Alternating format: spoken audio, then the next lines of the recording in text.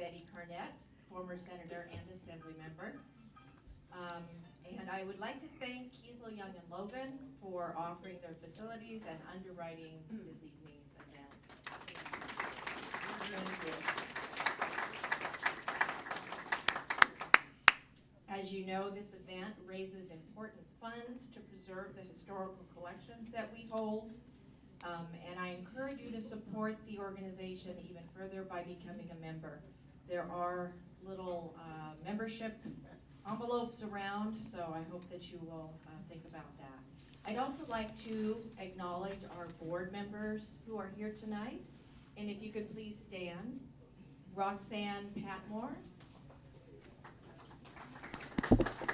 Christy Fisher,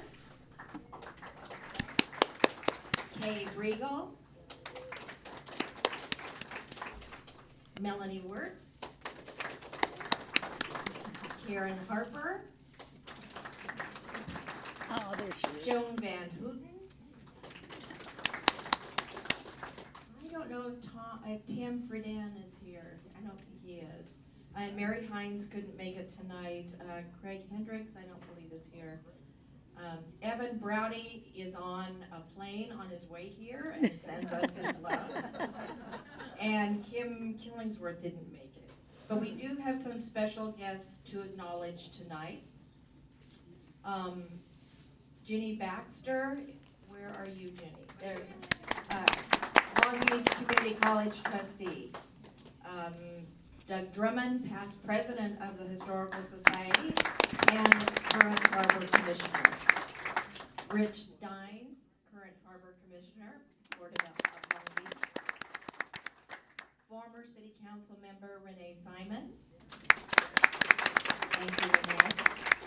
The Honorable Judith Vanderland. And the Honorable Leo Vanderland. And the Honorable John Allen, WRD Commissioner. We have two representatives for Long Beach City Council members, Jonathan Kraus, 8th District Representative for Councilmember Al Austin in the back there. And Olivia Mazer, representative for our City Auditor, Laura Dowd. Thank you all for coming, and thank you for supporting this evening. I would like to next introduce Julie Bartolotto, our Executive Director.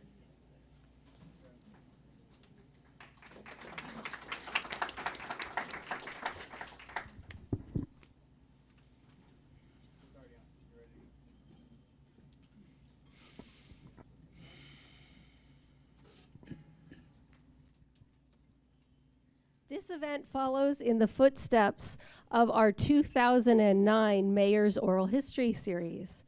In that series, we interviewed all the past mayors of Long Beach. Mayor O'Neill, Mayor Sato, Mayor Foster, Mayor Clark, and former Mayor Ernie Kell, who we just lost. Fortunately, these unique conversations were preserved, and these stories were packaged on DVDs and are for sale in the gallery at the Historical Society. Thank you all for attending, because events like this preserve the materials at the Historical Society, and we have materials from almost all of those past mayors, as well as materials from the Honorable Betty Karnette, our guest of honor tonight. I'd like to acknowledge the two people who organized this event today, Dr. Kay Briegel, historian and Historical Society board member, and Ian Patton. And Ian is a former board member and volunteer and advisor who has spearheaded this series. Our special guest interviewer tonight is our Congressmember, Alan Lowenthal. He was first elected to the City Council in 1992, where he served for 6 years. It was that same year when Betty Karnette was first elected to the California Assembly. After serving on the council, Alan was elected to the seat previously held by Betty Karnette in the State Assembly. Later, in 2004, as a result of term limits, they ran for each other's seats. She ran for his Assembly seat, and he ran for her Senate seat, where he served 2 terms. The Congressman currently represents the U.S. House of Representatives for the 47th Congressional District. He serves on the House Natural Resources and Transportation Infrastructure Committees. He represents one of the most ethnically diverse districts in the nation and is a champion of human rights. Thank you so much for being here during this time, and I'll now turn it over to you. Yes. Thank you. I'm a little nervous. I've never done an oral history, but I'm going to introduce Senator Karnette, and then I'm supposed to follow some questions. I will start off with the questions, and then we will deviate, and that's the way it is. Depending upon where the senator wants to go. As we all know in this room, Betty's life has touched all of our lives over the last 40 or so years. I don't know how long, as long as I've been here. And I look around and I see how many people have been touched by Betty in one way or another, or work with her, teachers, labor folks, environmentalists, Long Beach folks. So, and I've been very lucky, and I'll just say that, as was pointed out, Betty was in the Assembly for 2 years, and then in the State Senate for 2 years before I arrived in Sacramento in 1998. So I will tell you, it is great to have a friend and a partner there when you go to a new place and a new job, and you don't know any of these folks, because I was a university person and a city activist, and so my sphere was really Long Beach. And so Betty really showed me the ropes. In many ways, we'd fly up every week together, and she would tell me who the people are. I'd say, Betty, I'm dealing with this. Who is this person? You know, I'd get a little anxious. Betty, who is it? Who is it? Betty would take care of it. And then whenever I worked on issues, Betty was always there to champion them. I mean, she became a bigger champion than me of my own issues. And that was, did this work on redistricting, and Betty took it over, and I loved it. Every place she went, she talked about it, and she would get everybody in the country interested. And that's exactly what we should be doing. We should have redistricting nationwide that's fair and have fair districts. And I love Betty. See? So that's what we're going to do. So you know, that's what I think of Betty Karnette, you know. And I love Betty Karnette, as many people do. So I'm going to start off now with that kind of as the introduction. I know there were other things I was supposed to say, but that's all right. Betty. Yes. Let's start at the beginning, okay? Let's talk about, you know, where you were born. We all know, and I know even more, we all know that you weren't born in Long Beach, you know. No. I don't think Paducah's in the 9th district or the 8th district. So why don't you tell us where you were born and a little bit about what it was like. Okay. And if you talk too long, I'm going to cut you off. I know. One thing, we understand each other very well. He learned all this from me, as you know. Of course, I learned a few things from him, too. Well, I started life in Paducah, Kentucky, which is where the Tennessee runs into the Ohio, and the Ohio then catches up to the Mississippi. So people in that part of the world had to get along with people. I mean, you couldn't just get in fights with everybody. So I was in a family that learned how to go with the flow, kind of, and my grandfather he was an ardent Republican, but he walked precincts for all his Democratic friends because they were his friends. But I learned very early about politics that everybody's involved and everybody likes everybody. In Western Kentucky, if you didn't like everybody, you couldn't ever get elected. And I mean, it's just one of those things. And that, I think, is a good approach. And in Western Kentucky, I grew up in the city of Paducah, and I want you to know that was named after Chief Paducah. See, nobody knows that, but it was. When did you leave Paducah? And tell us a little bit about the schools. You're an educator. I wonder, were the schools segregated in Paducah when you were there? Were they, did you even, what was it like growing up in, because Kentucky was basically the South. Yes, it's the South, but it was a border state, obviously. However, segregation prevailed, and the African American community kids went to separate schools. And however, because it was a tobacco state, there was no need to have so many people working in the fields. In the South, they had to do the cotton. And so Kentucky was not as segregated, and the people there, and when I was in junior college, I joined the NAACP, one of 4 white people that would let their names be used, but there were more people that were sympathetic.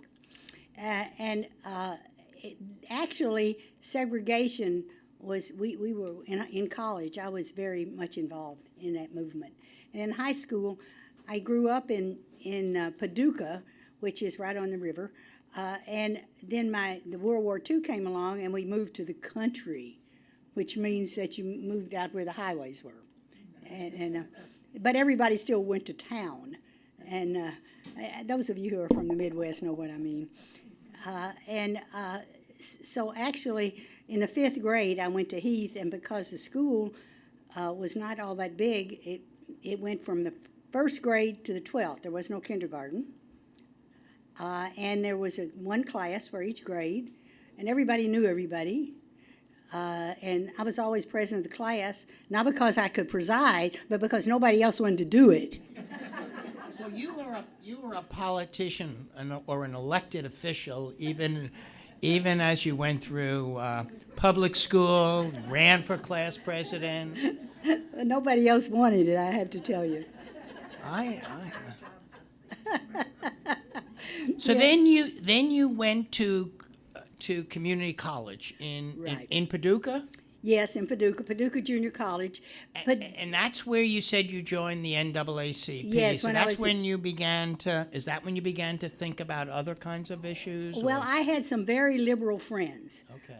One of them was a college teacher. All right. And they were just the kinds of people that, we had a lot of very liberal people in Paducah, and especially the Jewish community. Actually, back in the Civil War, there were a group that we had a large Jewish population. This is history, I wasn't there. But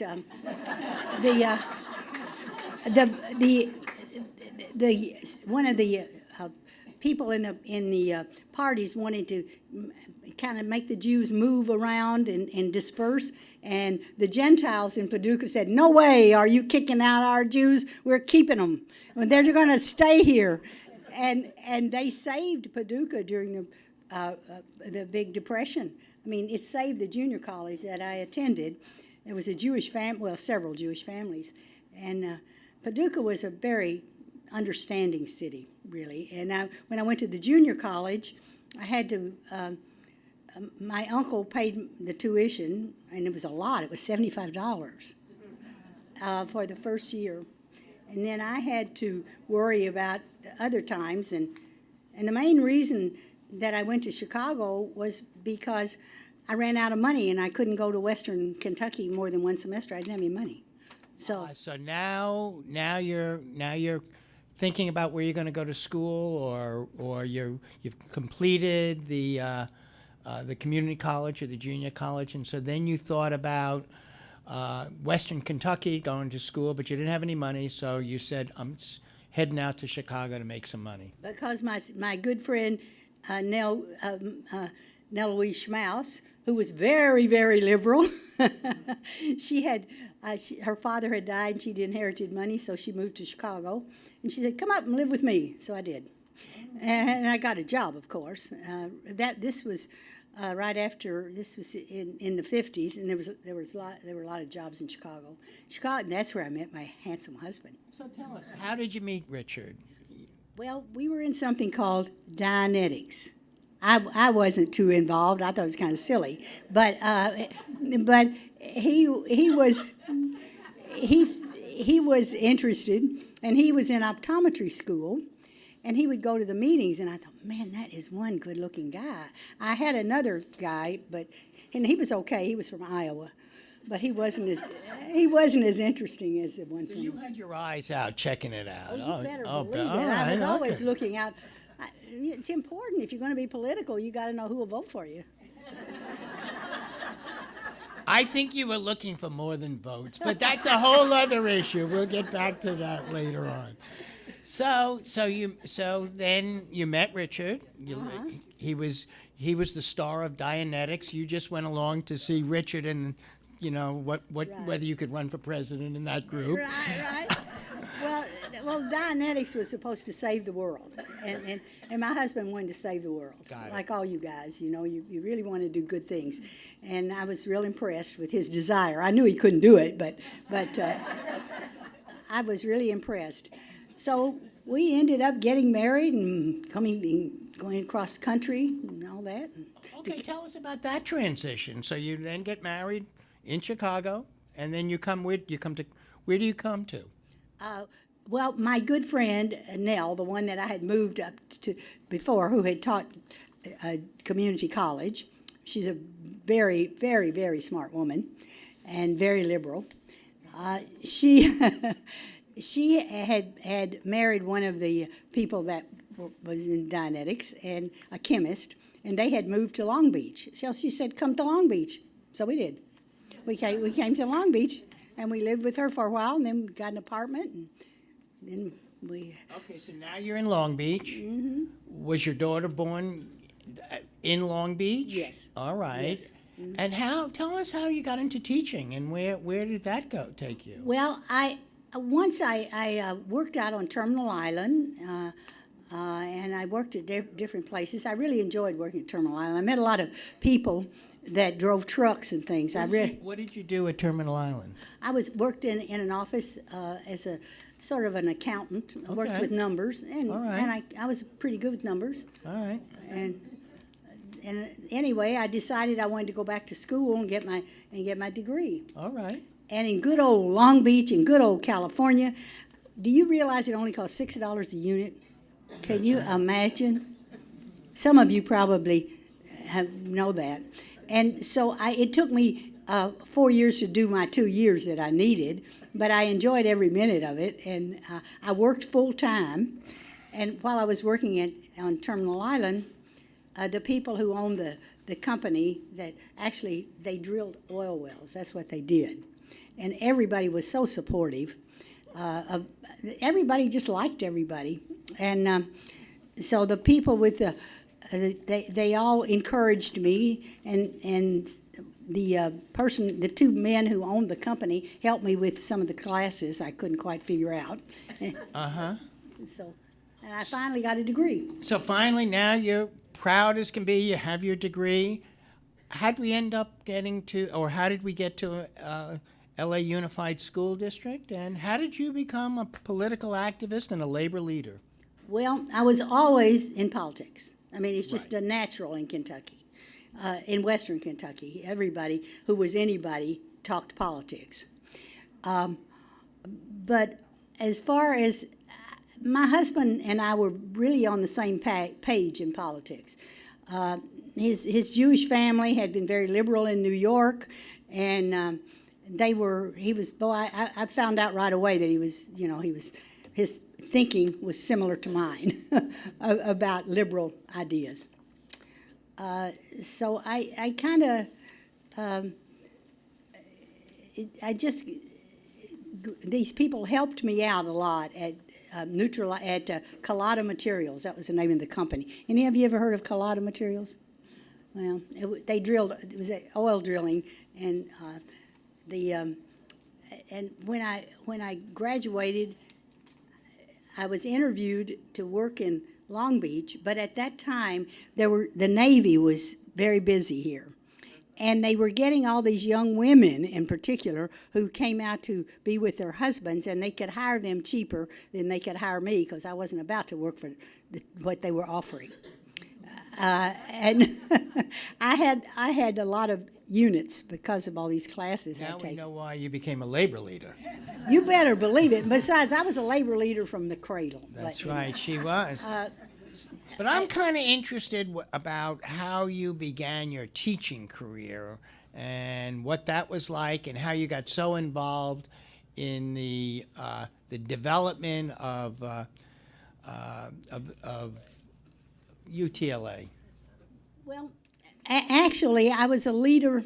Maybe you could explain to us what was it like before UTLA? Okay, in high school, I was always kind of, as I said, I got picked to be class president all the time. And it wasn't because I was so smart, it was because nobody else wanted to do it. And I mean, I could pretend that I'm a genius, but I'm not. But the secret is to have the kind of personality that people believe. And I am an honest person. I told them if I couldn't do things, I couldn't do them. And my family my grandfather in particular, was very interested in politics. And so I just was always interested. And my husband, he was very interested and very intellectual, and he knew a lot more about the history of things than I did. But I just naturally want to make things happen, just like you do, Alan. You're just like me. You know. I know. I mean, I have watched you, and you are very good at counting votes and knowing how to get things done and where we have problems and where we don't. And so I've seen this skill that you have, that you had in the legislature to, you'd come in and you'd be Betty, just like she's being Betty now, and before you knew it, you bought a pair of shoes or something. You didn't mean to. It was very soft, but you did. And that's when you left that. So, but I'm kind of interested in. You've described this person that was kind of a budding. You're always involved in, in classes and involved in what you do. Kind of very political in that sense. What it was like for you teaching, that's really what shaped so much of your later development, was your teaching career. And as I said, you played an instrumental role in the changing of a major union in this country. And it'd be nice to hear a little bit about what was it like in the early days, when you were there. Because the same thing can be said. I think one of the questions I'm going to ask you, and we all really want to know, is you were elected in 1992 to the state legislature. There were not a lot of women elected in 1992 to the state legislature. And most of the women, or when they got there, they realized that nobody was listening to them. That's what the rules were. That's what the game was. Betty broke the rules, by just being Betty, just moving in. And she didn't know she wasn't supposed to be in that meeting, It was great. So I just want to know how that developed. What it was like. Were you an activist as a teacher too? Yes, I've always been an activist. In my family, I'm the oldest one in the family, and my mother was 14 when I was born. She was married, and my father was a real nice guy. And of course, after my little sister was born, she left him and got somebody else. Anyway, my grandmother, on the other hand, worked in the shoe factory, and my grandmother really ran things. And I really loved my grandmother. And she never really got mad at people. And she just did it, and I copied her. That's really kind of what I did. If you tell people what you want, they're more likely to do it. They don't know what you want. And when getting elected to office, people would ask me if I'd run. I said, oh, well, if nobody else wants to. But I took it seriously and tried to win. But I never felt like I was winning for me as much as for the people that wanted me to run. And Renee knows that. Renee and I have a lot in common. But it was, as far as not getting, I decided I wanted to teach, but it was kind of, I wasn't sure. I also thought I wanted to be a millionaire, and I took some finance classes, and actually, for a while in my career, I really started studying, and I thought, this is the most boring thing. You don't get to see anybody, you don't get to do anything. And I said, the heck with it. I'm going to stick with just education. I don't. And then when I was teaching, this is when everybody was organizing, and I always like to organize. Organizing is just great. I was the Kentucky State President of the Future Homemakers of America. All right. Now you're letting it out. Now you're letting it out. But again, it was interesting. At the school I attended, they only had two clubs: the Future Homemakers and the Future Farmers. You know, and you had. Go ahead. When you were teaching and you were now active in the union, there were two strikes, I think in 1970 and one in 1989. Did they impact, what was that like? Well, that was very interesting. Of course, being a strong advocate for teachers, and LA's there were a lot of people in LA that really felt like teachers weren't being treated fairly, and we were attempting, the AFT and the CTA, or CFT actually, were decided to merge to make a stronger union, and people were just more interested, more pro-union that worked for Los Angeles, more than, and being the second largest district in the United States, the school district, we really thought we were fantastic, and we wanted to get things to happen. And we just had a lot of support. And the first strike, I was teaching at Bonita Street School, and the principal came out and walked the line with me occasionally. Because I was also the faculty chair and all that stuff, he didn't know exactly some of the things that were happening. But everybody was so friendly, even though they didn't all go out, but most of them did. And the junior high was across the street, Carnegie, and I was at Bonita. And we just marched together. I mean, and then when the strike was settled, the union became larger, and eventually we had agency fee. Good. And I became treasurer. And you became treasurer. I didn't trust anybody with money. But and then things, in the education community and Los Angeles Unified, I really enjoyed teaching. I taught mostly in Carson, Wilmington, and Southgate. And the students are quite diverse in the general, but actually Southgate Middle School was practically all Latino. And Wilmington Park was also, most of the students I had were Latino, most of them. So I really enjoyed teaching, and I have a credential. I have a master's, and big deal, It gets you a raise. And that guy right there, you see that guy? He was taught across the street, and I learned a lot from him. He taught, but he was in junior high, and I was in elementary school. We were out walking the walk during the 1970 strike together. And then after the strike, we rode our bikes to school for, how long was it? About a week? That traffic scared us. Anyhow, it was fun. Right. Now I see you. Now you're active and you're doing things in the union. You're the treasurer. How did you get involved in the Democratic Party? I've always been a Democrat. And I've always been interested in politics. But did you join the clubs, or did you get involved? How Yes, did you get I did. involved? Yes. In the actual in the party. But Alan, you and I have one thing in common. We get in a group, and people always have work for us, and we get busy, and that's how it happens, just like it did for you. Well, that's right. Usually everybody steps back and we look around. Yeah, that's really, well, That's why we like each other. Yeah. But there's something about wanting to have a say, and I think people do their thing in different ways. But everybody influences people, and it's just our style is getting up and talking to people.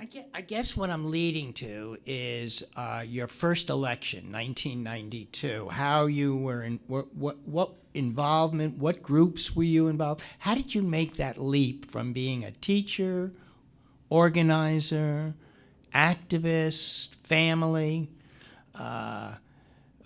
Democratic Party person to actually running for office, putting yourself out there? Well, Los Angeles Unified is pretty big. It's like a state.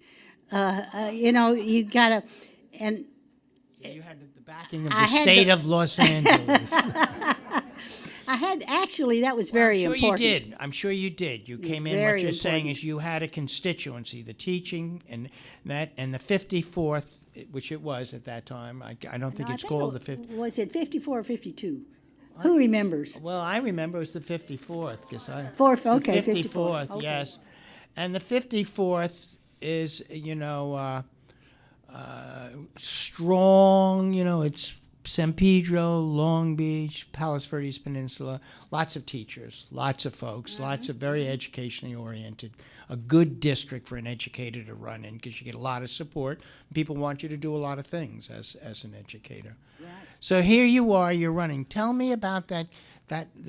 Was that when you ran against Philando? Yes. Tell me about what that race was like. Now you're running against somebody who was the Donald Trump of his era. No, he was. His jokes were better.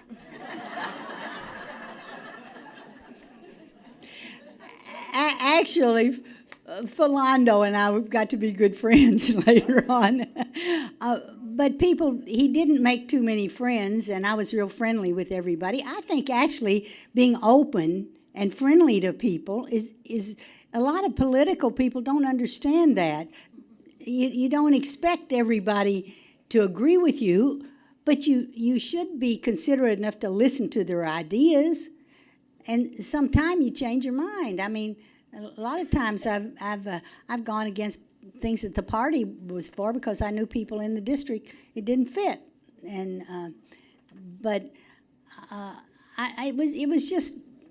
it was just a sort of the thing I've been doing my whole life. Keeping up with politics, and when I was teaching, the union. I had to work on the union and keep everybody happy. I was area chair for the harbor area and all that kind of thing, and it's just a part of my personality. I don't know. I can't help it. So now you've now defeated was he the incumbent at the Yes. time? So you've now defeated the incumbent. No small task to defeat an incumbent. And highly in those days, and even when I first ran, a highly competitive district, could have gone either way. So it took a lot of work because you had to convince a lot of people. And so now you get there, you win, and as I mentioned before, you're one of the pioneers of women that are now in the legislature. What was it like when you first got there? How was it? Who did you seek out? I'll tell you, when I was there, she used to hang out with Adam Schiff and Dee Dee Alpert. It was Dee Dee and Adam. Adam, she went to the movies with. Betty going to the movies, and who could be a better partner to go to the movies than Adam Schiff, and Dee Dee. And Dee Dee was your pal. Oh yeah. So what was it like being a woman in those days? Was it in the legislature, which was such a male-dominated institution? Well, Alan, I think if my memory serves me correctly, when I was elected, that's when we got the most, one year when we elected so many women. Right. And That there was were the a shift. lot of us. That's right. And so the women got together, and we had obviously a group that met, like all politicians do, and we worked on getting women in office any place we could. But then in the off-term election, I lost. by just not very many votes. I didn't even know if I'd lost until the next morning. Well, that was the Contract on America year where that was if all of you remember 1994, that was, Betty held her own and came because that was a Republican district, and she held her own against this wave of Republicanism. That's when, Newt Gingrich came, was the Gingrich contract. Yeah. And so, and it affected California. But the one who won, Steve Kuykendall, was actually a friend. His wife, I think his wife voted for me, but don't tell him. But Steve and I got along. She really believes that too. But Steve was reelected to the Assembly, and then I was elected to the Senate because it was a year, the 4-year thing. And he and I worked together later, Alan. He really wasn't all. No, I have great admiration. I'm glad you mentioned that he played all the work that he's done at the Veterans Administration's hospital. And he's been a real great person for Long Beach. Yeah, he and I worked together. We didn't have any problems doing that. And then in the Senate. So you lose that election to Kuykendall in '94. Right. And then you decide to come back in '96 and run for the I knew Senate. I was coming back. All right. Don't forget, girl. I'm from That's Kentucky. Right. That's why we love Betty, That's right. She knew she was coming back, Yeah. So that was great. So then you come back to the Senate, and I think there's some very strong male leaders. There's Lockyer, and then there was also, I think Lockyer was and John Burton. Yes, Yeah. So what was that like for you? Well, Lockyer and I, we got along fine. I mean, he often asked me for advice. I don't want to tell you that, but he did. He kind of trusted my opinion of people. But I liked Bill Lockyer very much. Now John Burton I also liked, but you had to handle him quite differently. And I see some people who know him. He used to sometime I would do really mean things to him. I'd sit in his lap and he'd get furious. And I'd do that to let him know he couldn't push me around. But John was really a good leader. He was, and I don't know. I guess it was my grandfather and my uncle. I just knew how these guys thought or something, and I could usually get things done. And the women, naturally, we were all wonderful, and we get along with each other. But most of the people I have a strong feeling though for California. Even the people who disagree, we have a common sense attitude. And wouldn't you agree, Alan? Yeah, I agree with you. I think you mean California? Yeah. Yeah, it's just I've always subscribed to the idea that it's a state of mind, California. But the people. I mean, you go to Congress and you realize how lucky we are to be from California. Yes. That all of us, we have gone through so much together as a state, and we have pulled together and done so many, sometimes some crazy things, but so many wonderful things. And we include people. We're an open society. We think about the next generation and the generation after us.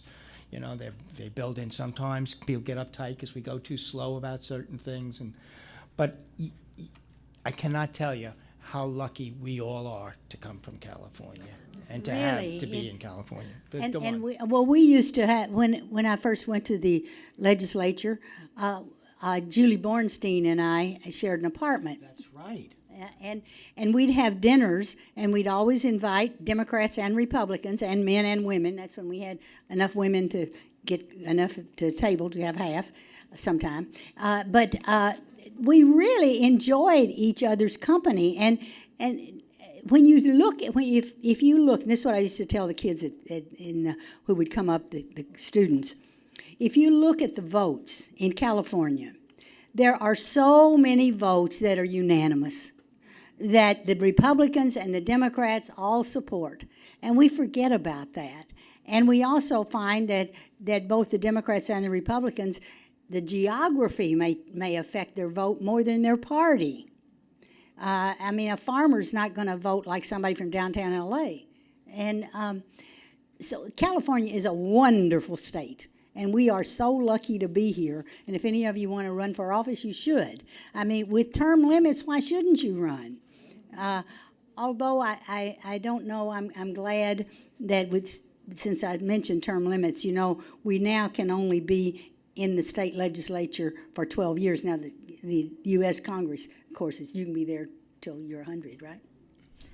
I'll vote for you. Okay. But we can only be in the state legislature for a maximum of 12 years. And I even though I understand why people want that, but it's not really quite long enough, I don't think. I mean, it takes a while to learn what to do. And then once you learn, you've got to have some influence or you can't help your district and the people that you represent. So I don't know what, if somebody wanted to extend the terms, I'd support it, that's for sure. You know, something I haven't thought about for a while is you were there. I was never there. You were there in the assembly when the speaker was Willie Brown. Yeah. What was that like? Fun. Tell me why it was so much fun. Willie Brown had already left the California Assembly when I was elected. Well, Willie, he is a very smart man. And he got along. He and the Republican leader went out to eat often together. And it's Jim Brulte. You've heard his name, some of you. Well, he and Willie were good friends. And they'd go out to eat and discuss issues, the ones they couldn't agree on. They knew they had to have a vote and such. But they were actually really friends because Willie just has that ability. And he is so smart, and he understands things. He's really a unique person. And I was very lucky to have been there when he was there, when I was in the assembly. And he was really surprised when I won. He called me. Nobody thought I was going to win, by the way. This was back when I first went to the assembly. He calls me himself and says, "You won." I said, "Huh? I won?" He says, "Yes, get yourself up here right now." But he was a great leader because he understood people.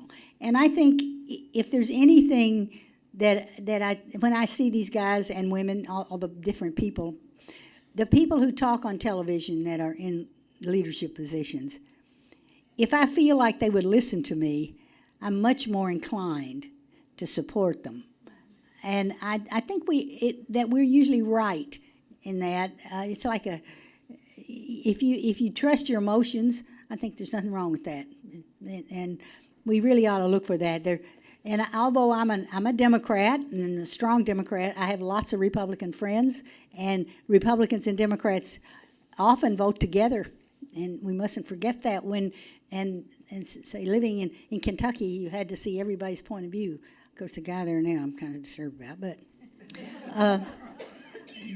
in fact, I got a call from somebody, a young man who's running in Paducah, in that area, who's a Republican. And he wanted to know if I could possibly, this is not too long ago, if I could possibly talk to some of the people. I said, well, I don't know. But then, 50 years. I was really amazed. But some people remember me. I still communicate with everybody in my senior class that's still alive. I do. There were to begin with, there were 38 of us. And so it wasn't hard.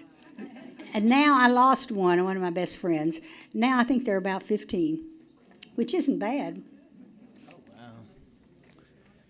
Well, we've spent now talking about a little bit about the state legislature, that you've been there now and worked with Willie Brown and the other leaders. And I asked you a little bit about what it was like being one of the pioneering women legislators. I want to kind of look at, and I think you've really conveyed to us also, I think, how much of getting things done is your attitude. It's not just the policy. It's your way you approach problems, the way you approach people, and you're very positive, giving people, and that's why the leadership, like Lockyer said, they trust your opinion because you have a good feel for people. You understand people, and I think that's great, and I think that has served you very well. It's one of the reasons I seek you out. But there's another reason also, and I'd like to spend a little bit of time talking about some of the policy issues that you've kind of worked on over the years, so we can get a little bit of a picture of some of the other things. And I have some of the things listed here, and one of the important pieces of legislation you authored was SB 49. I don't know if you remember, which was one of the first to require campaign contributions to candidates, as well as lobbying reports, to be fully accessible to the public via the internet. You know, open campaigning, transparency in government, same thing about redistricting, having elected officials accountable and responsible to district. That seems to be a theme of what you like. That, I guess you can also share with us, because you did something else in terms of your networking.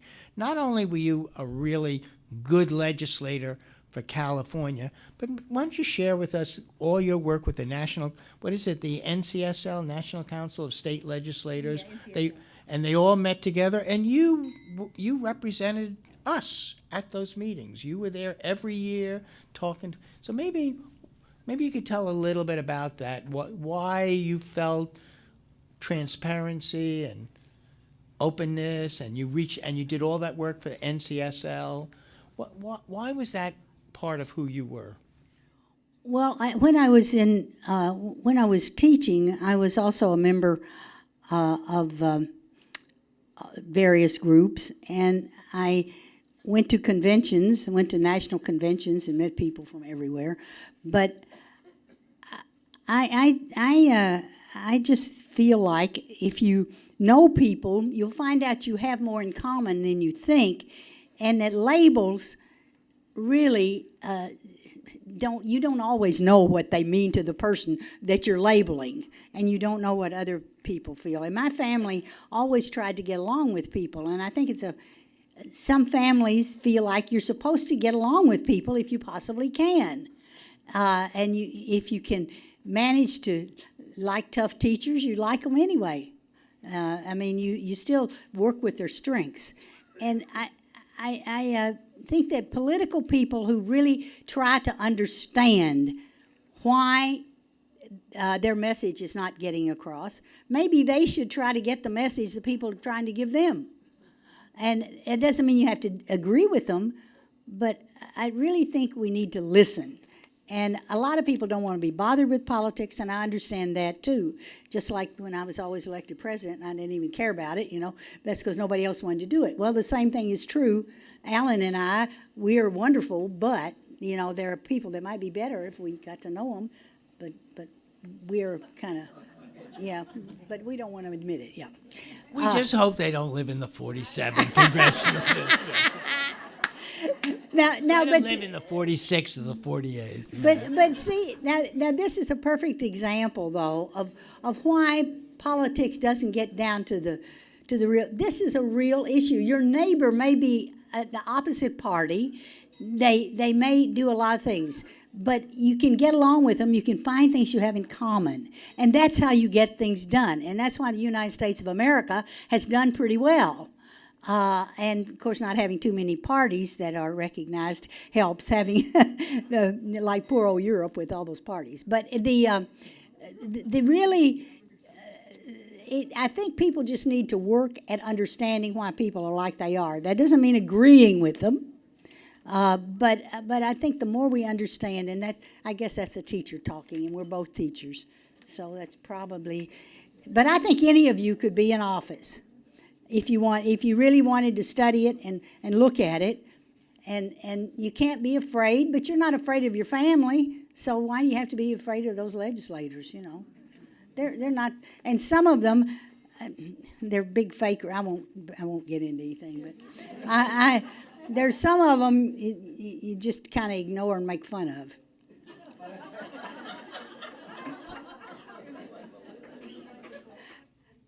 I was thinking as we were sitting here, I never asked you about Long Beach per se. In the early days when you were first getting involved in electoral politics, when you first ran for the Assembly, what did you see? What was the political world in Long Beach then like for you? Actually, the people in Long Beach are very pleasant in general, and everybody would listen to you because they had Renee around on city council, and she listened to everybody. But I think we had good city council people who listened to people, and I always felt like people were positive, and if they didn't agree with me, that was their okay, as long as they weren't mean. And people in Long Beach are not mean. They're kind of nice. I mean, the neighbors, weren't all of your neighbors friendly?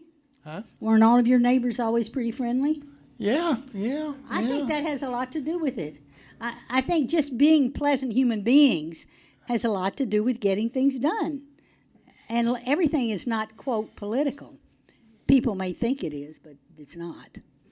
And of course, I always supported Renee over there. I thought she was a dynamo. Oh, yeah, she was. Oh, I really liked her. I still do. But what are you running for now, Renee? Anything? And Alan, you were always there. I always liked you because you would talk about anything, and I loved that. I could call him up and talk to him. I always liked you. Thank you. But this is about you now, so let's get back. You keep it, to you. Let's talk about other things that you did also. I looked through some of the things that you had passed and you worked on, and I don't know if you remember. I wonder what. Maybe you can tell us a little bit about SB 799 when you were in the Senate bill, and that was when you set up what was called the battered women's syndrome. Do you remember that? That allowed that became an allowable defense for those who were killing of a spouse if they were in that. If you were a battered woman, and that was the first time that became used now and still is. What was like? How did you decide to do that, and what was that like doing it, and was it difficult getting it passed? Well, I don't recall it being too difficult at the time, but the reason that kind of thing is just unbelievable to me. The women in my family, nobody ever, if anybody did anything to them, they hit them back. I mean, there wasn't any of this being passive and letting somebody push you around. But the men were also very pleasant, and they expected women to be tough. And if they weren't, their kind of women were tough. And that's the kind of population I grew up in. The women and the girls in the classes I was in, they didn't take anything. I used to fight the boys till they got bigger than me, and they won, so I didn't want to lose. So I did. I like to fight. Did any of you like to fight? Any girls? Did you like to fight? Yeah, you look like a fighter. But I practiced. I'd do my fists like this, and make them. Women tend to do that. Well, no, you don't do that. You make it square, and when you hit, you really hit hard. But anyway, when the boys got bigger, though, I lost and I quit fighting. You guys are tougher in the long run. But the women in my family were just men liked them. I mean, you did it because you really had grown up where women stood up for their rights. Absolutely. And you were going to make sure that in a court of law, if a woman was battered and stood up for her rights, she would have a defense. Well, actually, Thank you for doing grandmother, my father's mother, killed her husband because she got sick of him. Because he was beating her up. He was going out. No, in Kentucky, these are old stories, but they're true. I mean, my father's father, he would go out drinking and come home and smack everybody around. And the wife, you couldn't get the law enforcement to do anything. So she just took a gun and shot him, and everybody knew it. He deserved it.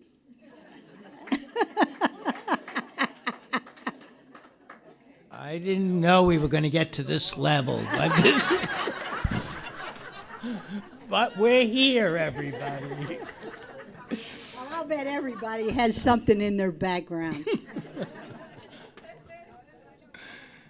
All right. I'm trying to get you back to the legislature.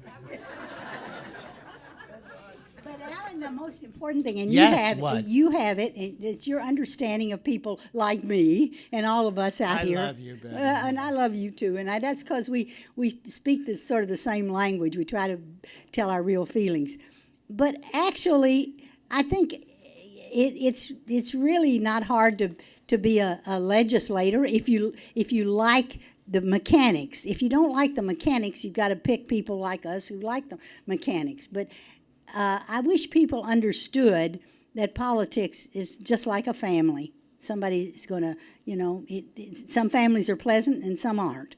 And it's just, it really is. And I don't think I'm overstating it, we are going through a very stressful time now as a nation. And not sure what's happening and what's going on. And I'm wondering, Betty, if you could share with us a little bit. You were there in the year 2000 when our economy here in California basically collapsed over the energy crisis. If you remember, when energy prices, all of a sudden, we were out of control. We didn't know what was going to happen. The investor-owned utilities were claiming that they were going to go bankrupt. They were, that we had passed this before I had gotten, and I don't know if it was you were there at the time, but it was before I got there, the deregulation of the energy, and Enron ended up doing a number on California that was unbelievable. It almost pulled us down because of Enron. And you lived through all that. What was it like? I remember it. I was pretty new to the legislature. I had just come there in 1999, and by 2000, we were in this crash because of this. But you had been there for a while, and so why didn't you stop it?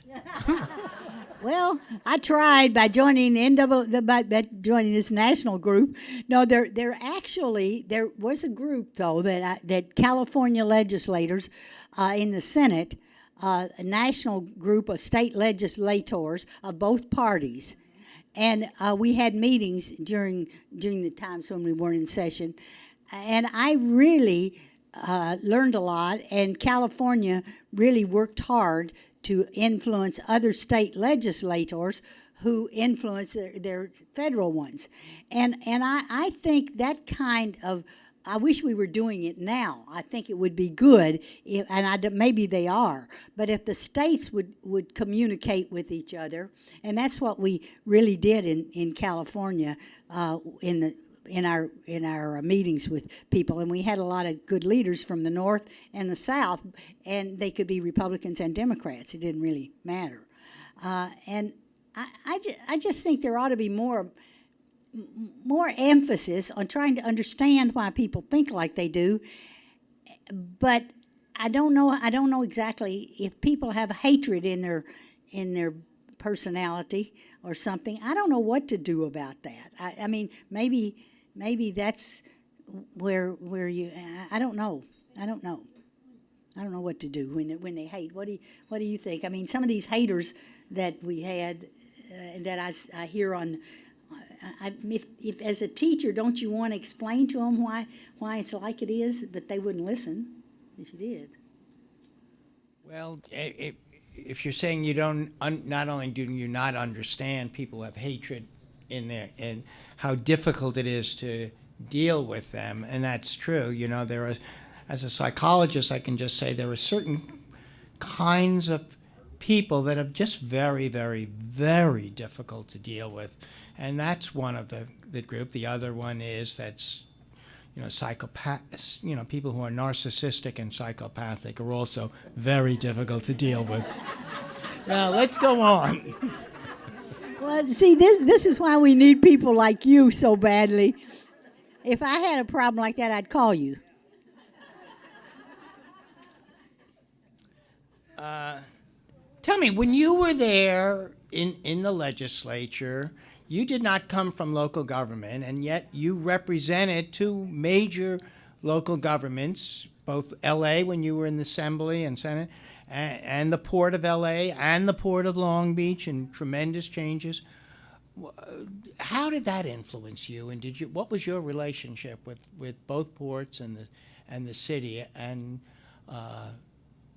well, the fact that I was an activist in United Teachers Los Angeles, and we had 8 different districts, and we'd meet together. We felt like Congress. I mean, there were so many people with so many different ideas, even though they were all union members and representing their schools.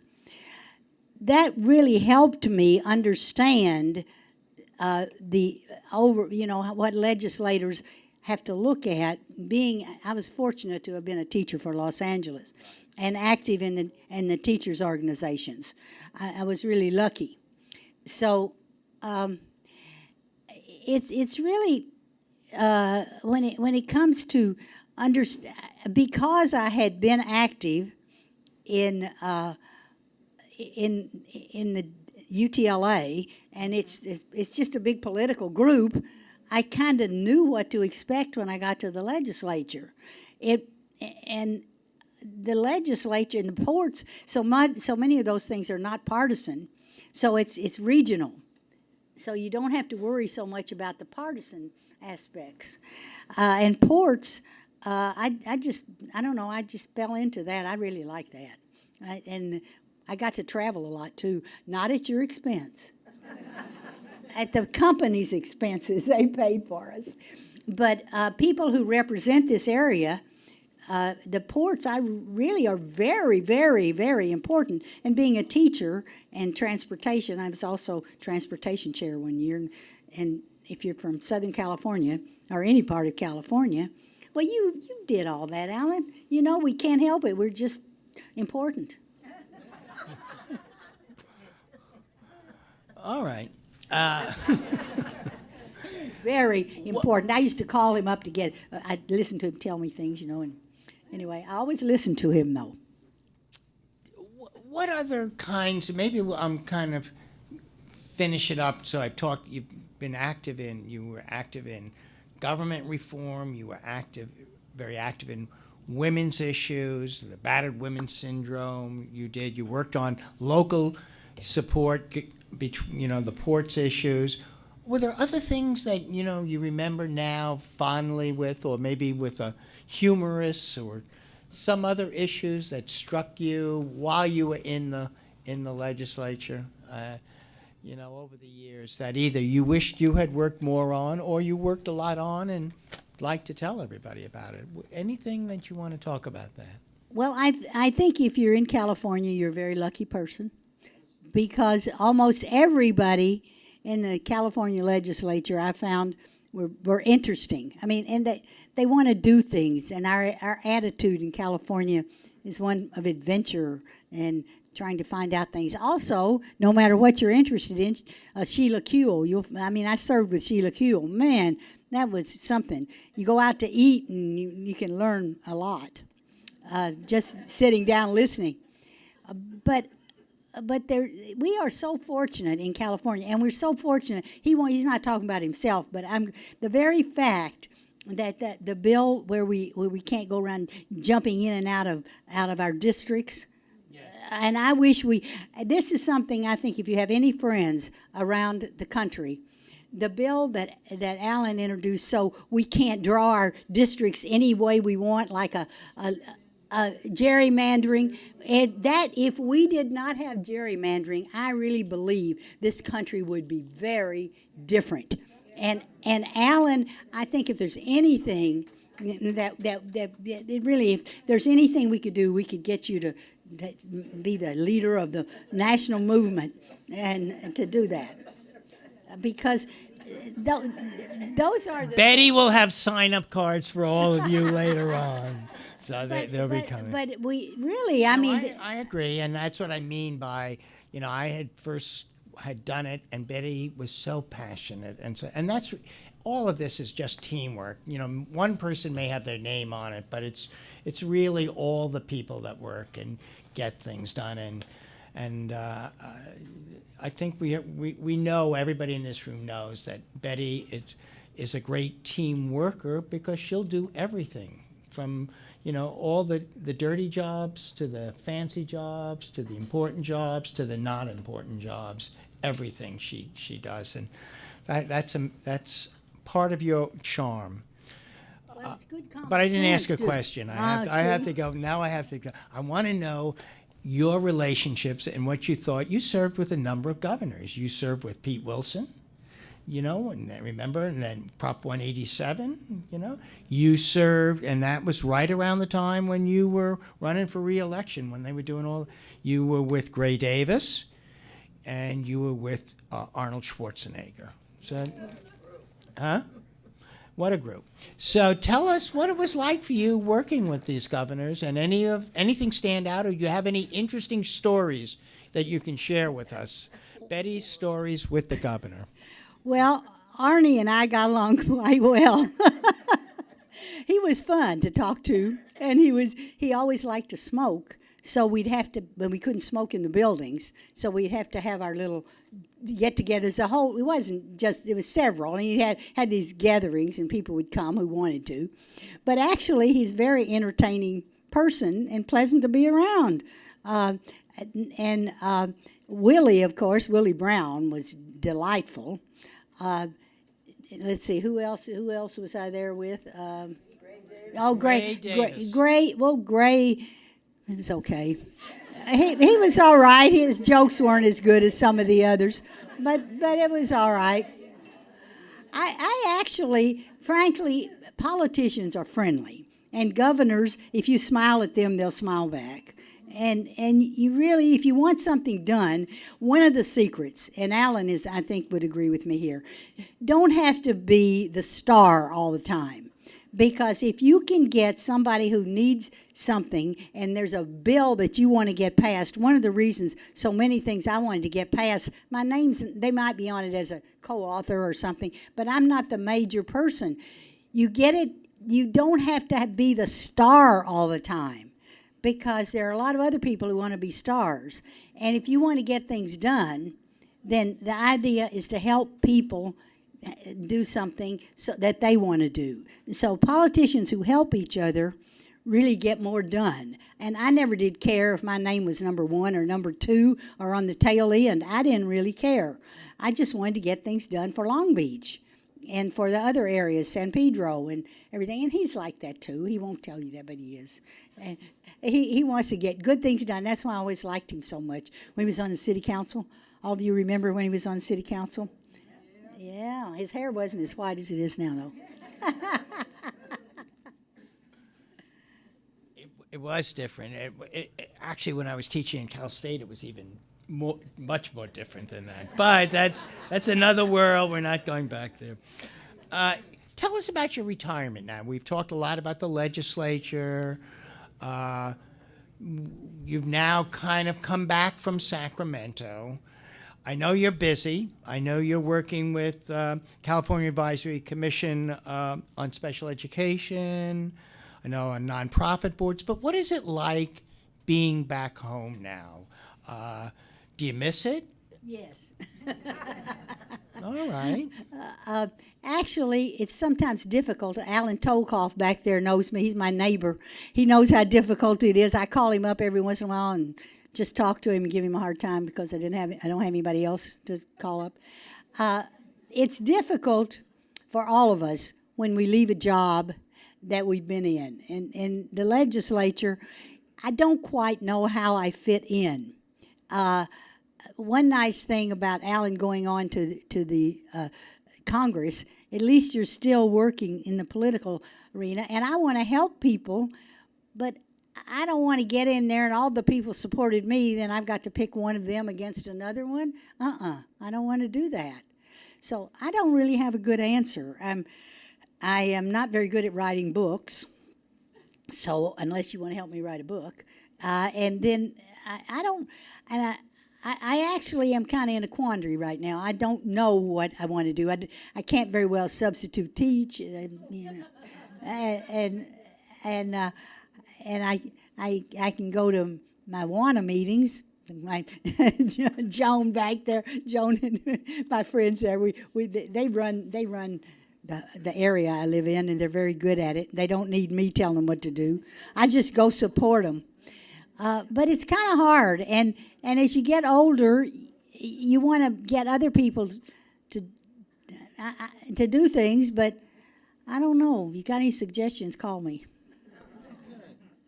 And maybe you can there are a few things I just want to check in with you.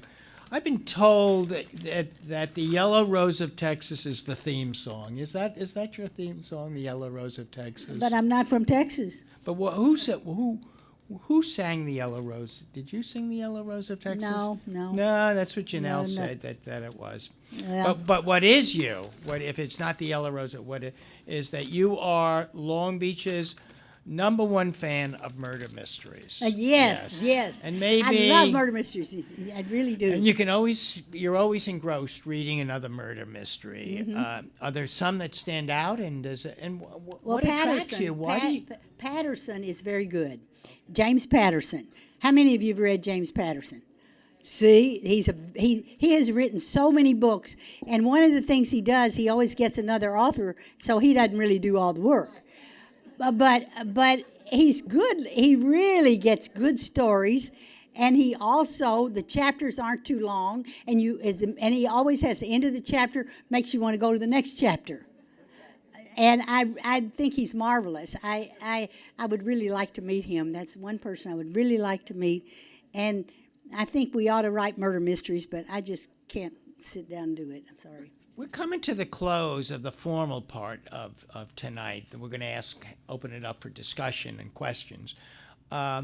Is there anything you'd like to kind of conclude with or share with us that we haven't said about Betty?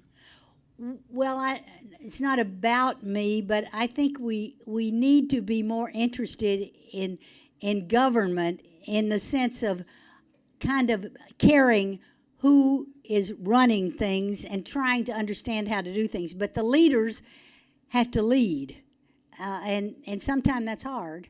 And make it simple enough that we don't have to spend hours and hours reading pages and pages and pages. And when I look around, I see some political people here. So simplify everything so us slow readers can understand what you're talking about. Because another thing is really trying to look at real problems and if possible, try to keep egos out of it. I know that's difficult, and we can't help but if we're right, by golly, we're right, and I understand that. But we really need to listen to people and look at what's good for everybody. I'm glad we're all Americans, and I'm glad I live in California. But we should talk about that more and try to get leaders that really care about people. I really think it's a matter of kind of caring. Thank you. This completes kind of the formal part. And we do have a few minutes left for some questions, but, I would like to thank you, Betty Karnette, for sharing yourself. I want to thank everyone for coming tonight and helping make tonight such a success. And so thank you, and we'll take some questions. Yes.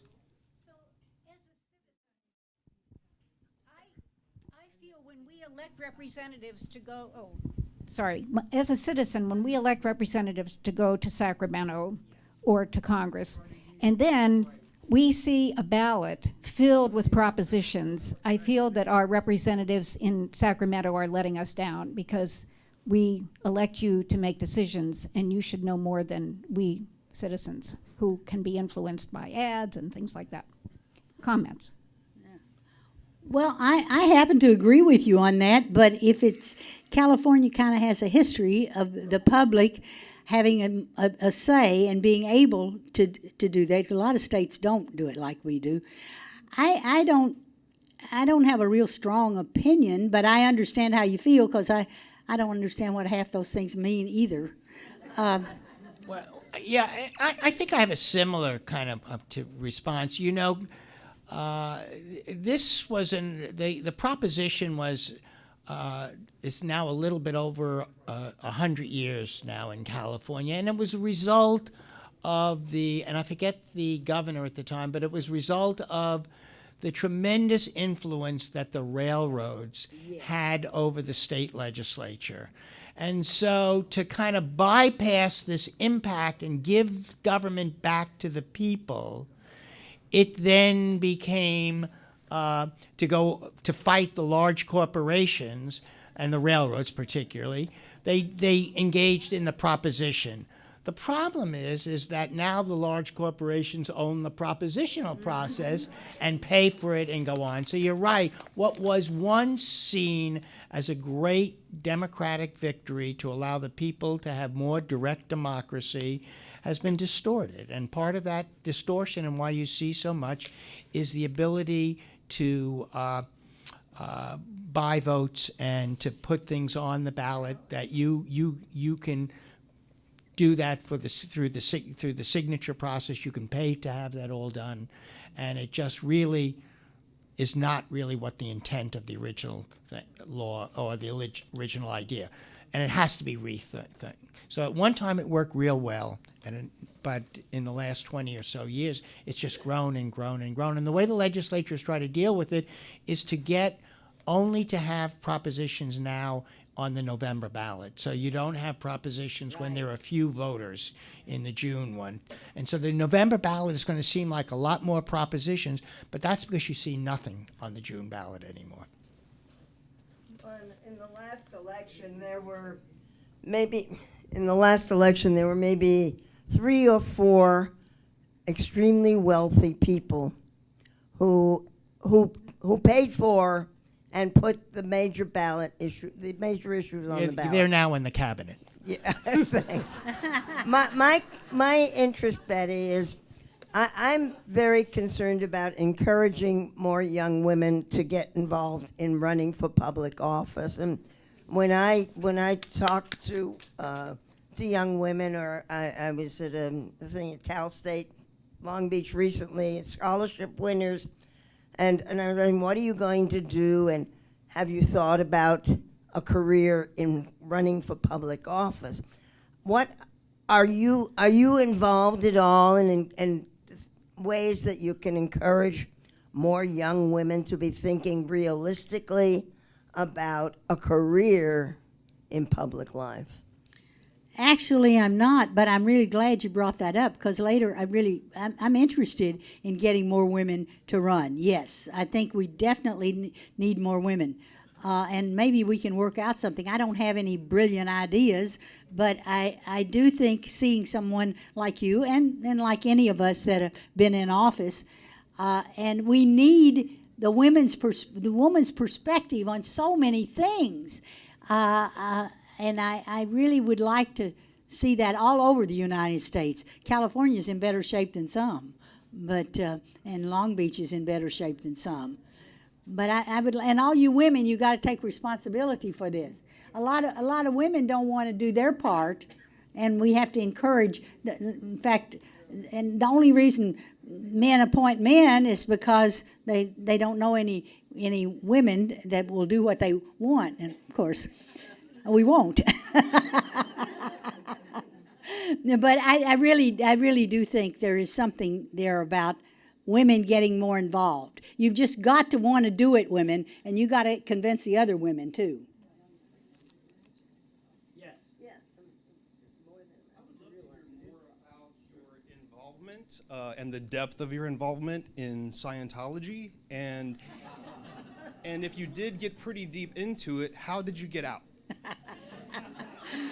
That's a real interesting question. I was never really deeply involved in it. I thought it was hocus pocus, but some of my good friends were, and I was there because my friend, who was the college teacher with the masters and brilliant woman. She was the one that was interested, and I didn't have to pay any rent to live in her apartment, and so I wasn't going to disagree with her on many things. But it never appealed to me. I was never really a Scientologist, but a lot of my friends were, and my husband was somewhat interested, but not very. I don't know. I don't know how people can believe that stuff, but One of the things that intimidates women so much about running for office is raising the money. So what were your tricks for raising money to run? being a union member. But actually, I think that's one of the big issues. Wouldn't you agree, Alan? Yeah, I think it intimidates men too. You know, it intimidates all. It's a very difficult thing, and not something that anybody in their right mind wants to do. But so having said that, what you have to do is deal with whatever is intimidated you and do it, because you just have to do it. It's like you have to learn to ride a bicycle, and you just have to do it. Wait, no matter how much you think you're going to fall and you're scared and you're not going to do it. It's just, it's a terrible thing. We should be changing the system, but you want to be in the game, you can do it, because men have no better ability to do it than you do. Everybody, and probably women are better because they're better at relationships, and it's much easier to ask money if you have a relationship. Yeah. I would agree. Yes. I know that both of you are passionate teachers and supporters of teachers' unions. We have a lovely local newspaper called the Press Telegram. I think we're fortunate to have that in the LA Times. They both cover almost all issues in a fair and balanced way. Pardon my borrowing from Mr. O'Reilly. But my question for you is regarding the Press Telegram's adamant, almost phobic hostility to teachers' unions. Is there any hope to change that? Or does it really matter? Well, I don't know if there's any hope. Alan probably knows the people at the PT better than I do. But I just ignore them most of the time, and I notice their paper's getting smaller. But I don't. There's some people that you're never going to change their minds. You just write letters that disagree, that on the opposite side, and do the best you can, because some people just hate unions. I don't know. We poor people, you know, we do the best we can.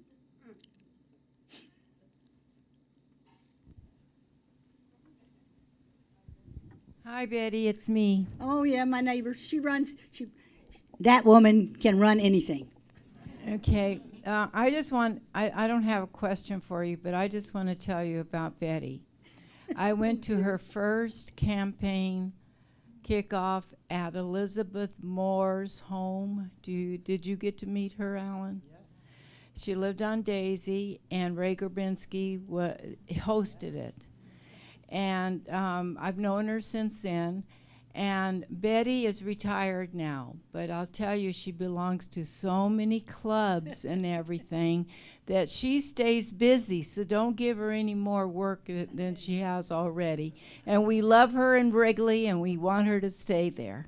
And if you ever want to ride to the meeting, let me know. Well, that's because you're there. That's right.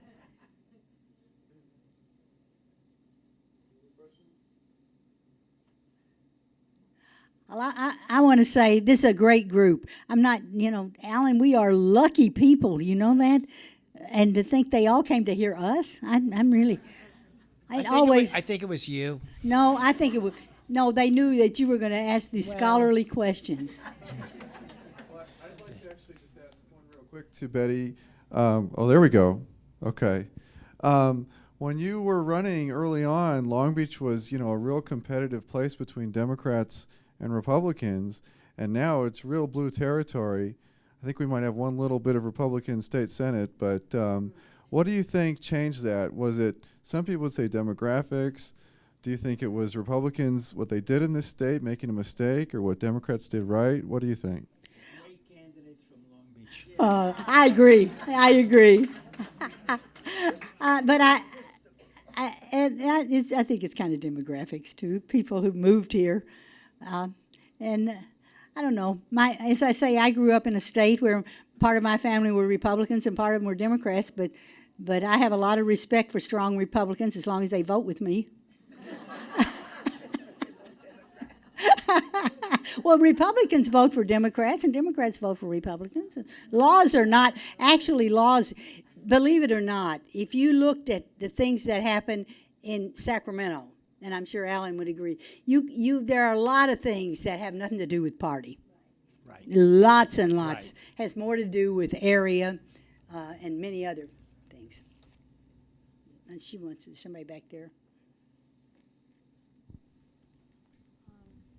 You know, I think we're fortunate that that's the case in California, but what really dismays me is the polarization that you see in so many of the rest of our states. And that's becoming a gap that somewhat seems unbridgeable when you look at national politics. And I think that people that might want to enter politics, as you're advising and saying that would be a good idea, don't really understand how people can be entrenched in such positions that they don't even talk to, or there's no room for conciliation. There's no room for compromise. And it doesn't seem to be going that way nationally. As far as the way we do it in California, I still see a lot of compromise and thought for the public good. For example, with environmental issues, we're way ahead of the curve. But I would like you to say something, please, to that, because I know you're a political animal. You are very aware of what's going on nationally, I'm sure. Well, I think Alan can answer this and say something. But one thing that these groups, these state groups that meet, I think that's one way to do it. If the state legislatures go, we have, what's that called? What's that organization called, Alan? The one that you don't... NCSL? No. No. Well, anyway, there's a group that state legislators attend. And you get information about all the states and how they feel about things, and it's bipartisan in the fact that Republicans and Democrats go. And I think doing it through that vein is a way to start, because the very fact that the way we elect people in various states has a lot to do with our problems with elections. The majority doesn't always win. It's how the things are aligned. So I think that, what do you think, Alan? Well, I don't think you're ever going to eliminate partisanship. And, we are by nature in many ways very partisan. But the question, as you raise, is there a role within that, being committed, having a set of values, to find compromise and to work, and why can't we do it? And I spend a lot of time trying to do that. I'll tell you how I try to do it, and it's very interesting. And I think there are a lot of reasons, and maybe I'm only going to touch on a few. When I got there, because of our district, I wanted to become very much involved in climate change issues in the Congress. We're a district that's going to be tremendously impacted, and we already are, by sea level rise, by infrastructure. We have lots of homes. We have a district that is going through much more severe kinds of weather, as we all know the state. So I tried to reach out, and when Henry Waxman was leaving, he had been the congressman who was there my first 2 years. He said, Alan, I want you to take over the Climate Change Caucus, to be the leader of that, and to kind of keep educating everybody and keep doing. I said, Henry, I don't know. I'll try. So what I decided to do was, rather than just to make speeches, there were now, when Henry left, 40 some odd members of the caucus. We come together as they were all Democrats. So my issue was, I'm going to spend a lot of time just visiting every Republican that really thinks about this, and to see whether they would like to join. And I did, and I found that there are a lot of them, a significant number, maybe not a huge number, but a significant number that understand what's going on and realize just, of the potential dangers. They felt, and many of them do, that they have little freedom, much less freedom to move. because they're the more moderate group that's constantly looking and seeing that they're going to be challenged by someone on their right in a primary. It just is. So the problem is not Democrat not getting along with Republican, is Republicans that want to get along with Democrats are real scared that they're going to be attacked on their right for doing that. They got to have to deal with that, and they're going to have to, and we saw that play out very much, in the healthcare debate between the moderates and the far right. That dynamic is taking place. It is, I think it's kind of like you have to hit rock bottom before you begin to make changes. What I mean by that is there are going to be, I think, in the future, a number of Republicans, if moderate Republicans are not an endangered species, they're going to begin to go back to the way it used to be and want to do that. Because they're tremendously frustrated. They're more frustrated than the Democrats, that they're not able to reach out, that they get penalized within their own caucus for speaking out. They don't want to do it. And I think people can't handle be that way for too long, and then they just say, I'm either out of here, which a number of them have said, I'm out of here, or they say, I'm gonna. And so a number of them kind of came to us and said, let's set up a bipartisan caucus on climate change. We'll call it the Solutions Caucus. And we'll just work on solutions, and there'll be about 10 or 12, and we don't care what our leadership, we're just gonna work on these issues. So I think it's beginning to come back again, some of it. But it's very tough because of the role of money. Lucky to have him. You're a real leader there. I wanted to say too that it's really hard to understand why people can't communicate in certain areas. Like listen to Alan, but we've got to figure out something, and I think we send Alan to all those states to talk to him, huh, or something. I also wanted to. Gilbert Conosalis used to work for me, and Chuck Taylor, they're sitting back there. Do we sound different from the way we did when we were in office? No. We sound just the same. If anybody knows us, they do. Yes.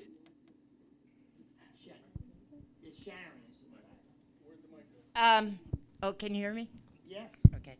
So I just want to remind you, it was 31 years ago we were all working on Prop S to have the school board elected by district instead of, at large. And S failed, but then 2 years later we got it passed as T. But 31 years, just think. So thank you for all your service since then. Well, hey, good. I also thought that maybe we should mention that Ernie Kell's memorial service is Friday at the Yacht Club at 11. On Friday. Mm-hmm. Yeah, that's all I wanted to say. And I think we're so lucky to be living in Long Beach. Oh. Right over here.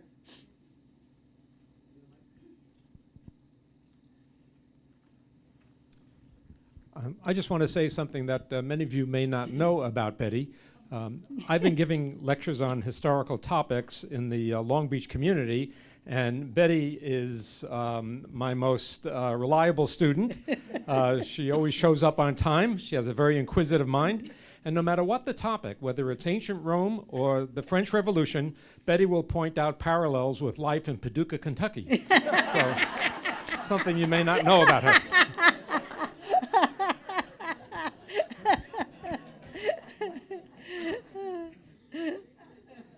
I want everybody to know how to pronounce that, and you do. It's exactly the way it is. My name is Sue Lisaro, and I'm with the Office of Senator Carlotta. But my question for you is, what are your thoughts about I'm a Gen Xer, but what are your thoughts about millennials in terms of their level of engagement in politics today? I'm not with them that much to know. Your observation. Well, I have faith in people. As they age, they learn things, and they'll be okay. I'm not too worried about them. I mean, they're going to do what they're going to do, and we have to listen to them. I think we need to listen to everybody. But, we were all young once.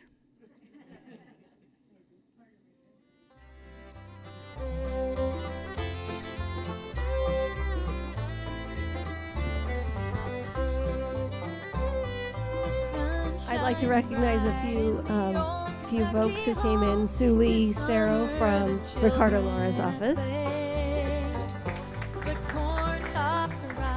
And Marisol Barras brought a certificate for Betty.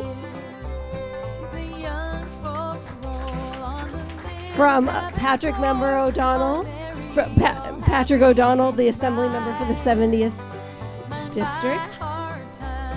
And we have a gift. You're welcome. Thank you for being here, Congressmember. Thank you, Betty, for sharing your story. You did a wonderful job tonight, and we greatly enjoyed to hear all of those stories.